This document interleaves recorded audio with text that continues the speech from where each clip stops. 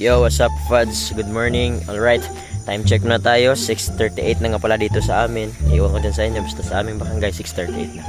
Tsaka nandito nga pala ako. Pansin nyo, nandito ako sa mini gubat dito sa amin ako. Kasi may naalala ko mga ka-Fads habang pumupunta ako dito kasi may tinatapon ako. Habang pumupunta ako, may nakita ko. Yun, bigla ko tuloy naalala yung mga kabataan days ko. Yung kabataan ko talaga naalala ko.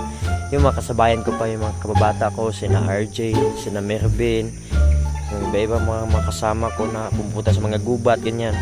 Ito yung bigla kong naalala mga ka-Fads ito. Iwan ko kung anong tawag nyo dito sa bunga na to. Yan. Pansin nyo ito. Pansin nyo to. Yan. Ito. Hindi ko rin alam kung anong pangalan sa bunga na to dito. Itong puno na to, itong maliit na puno na to, yan. Pero itong bunga na to, kinakain talaga namin mga ka-Fads. Ito. Kinakain namin to.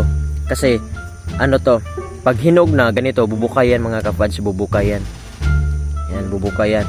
Pero pag hilaw, yan, ganito ang, sistema niyan mga ka-Fads. Parang buo pa, diba? Buo. Yan. Ito, may bunga dito. Ito. Tingnan ko sa inyo. Yan. So, tingnan natin na kung may hinog ba dito. Wala eh. Wala. Tingnan tayo sa kabila. Alam niyo mga ka-Fads, noong kabataan pa namin, sabay-sabay kami pupunta sa ganito sa may mga matataas na damo. Pag nakakita kami ng malaking puno nito, yung tinutukoy ko na kahoy, nako, nag-uunahan mga ka-Fads, panay takbo, nag-uunahan kasi gustong makauna sa sa hinog na bunga. Ang nakaganda kasi dito mga ka-Fads, pag nakakain ka dito, actually hindi to masakap mga ka-Fads, hindi to masakap, walang lasa to mga ka-Fads. Ang nakaka-amaze lang nito kasi para sa amin mga kabataan, yung dila mo nagkakakulay, yung magkakakulay, may kulay, lang, yung pula ata, yung pula, tapos ubi, wala na ata, yun lang ata may bunga. Naalala lang ko lang mga ka-Fads, na-enjoy talaga ako sa mga kabataan days ko, no? Hindi ako naalala habang naglalakad ako dito. Ito. Tingnan natin, baka may hinog pa dito. Sayang, ganapon ko na yun.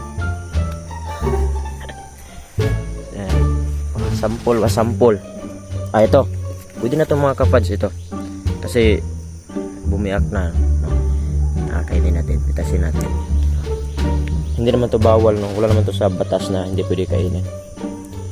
Ito. Iwan ko kung mayroon sa inyo to, pero sa amin dito marami. Pero di ko lang alam kung anong puno to. Kung anong klase, kung anong pangalan ng puno ito. Ito. Kainin natin, ha. Walang lasa, wala. May pagkamanamis-namis pala din. Nalimutan ko lang yung lasa. Hindi matakot na kainin to. Hindi ito nakakalason. Ito kinakain. Matagal kami kumakain ito. Ito.